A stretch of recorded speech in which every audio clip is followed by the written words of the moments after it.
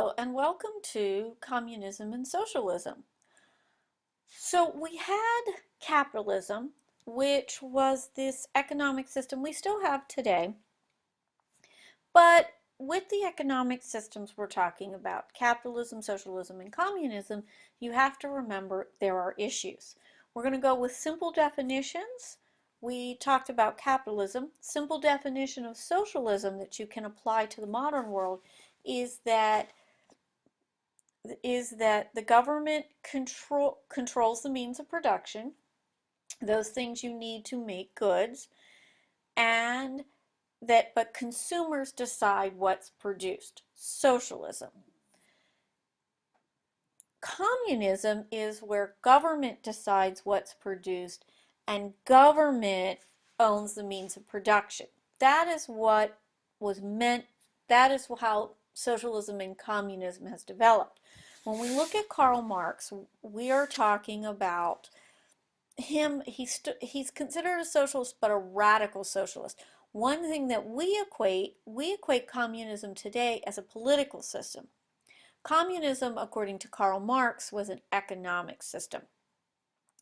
And one of the reasons that the communist system started, you get this idea, socialism and eventually communism come out of the poor working conditions and the treatment that the workers faced during the early industrialization.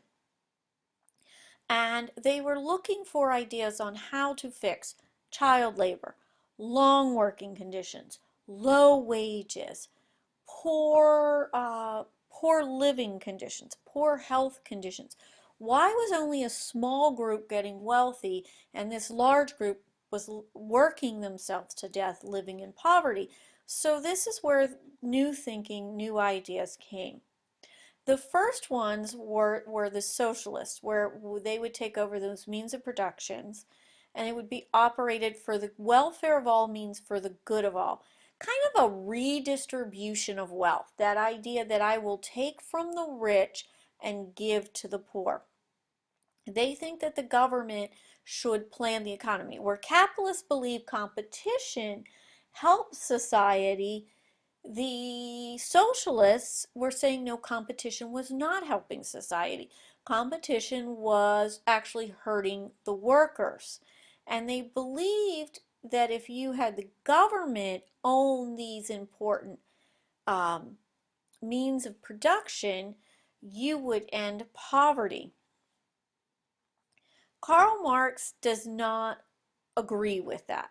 What Karl Marx is saying is it doesn't go far enough.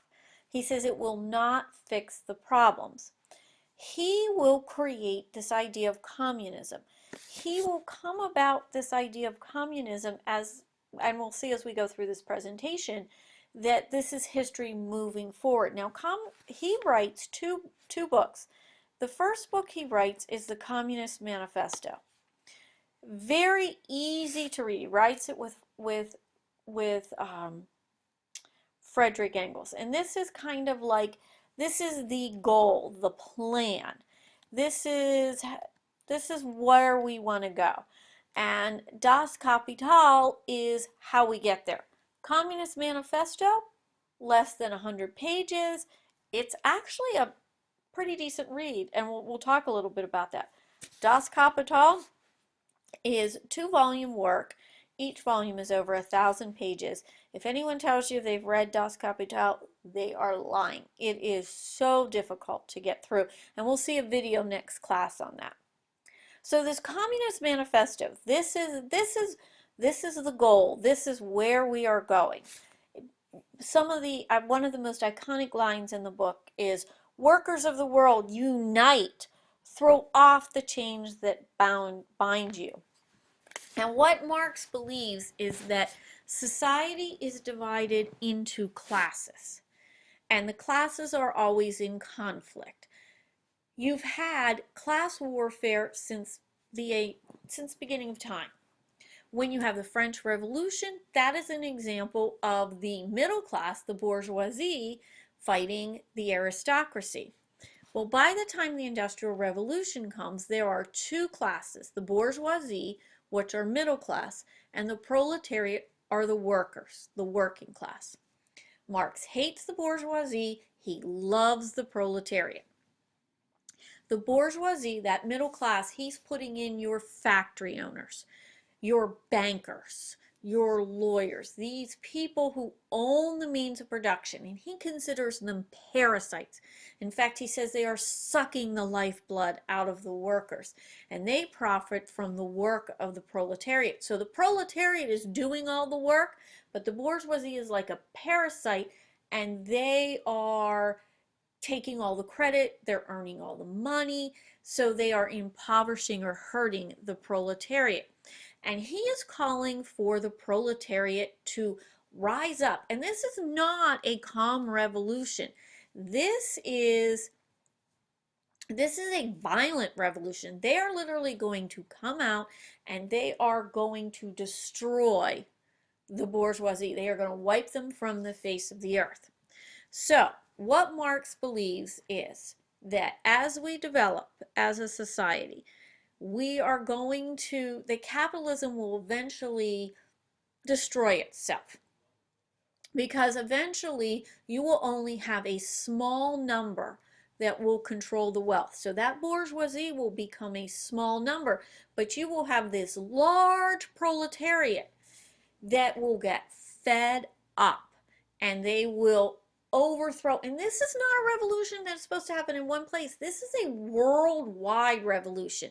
To Marx, class was more important than nation, that the class, this proletariat, would join worldwide. And after the revolution, the proletariat would take control of the factory. And this is a key point, and I just lost it. They are going to produce only what society needs. And what's going to happen is workers will share the profit and bring economic equality to all people. That's a big thing.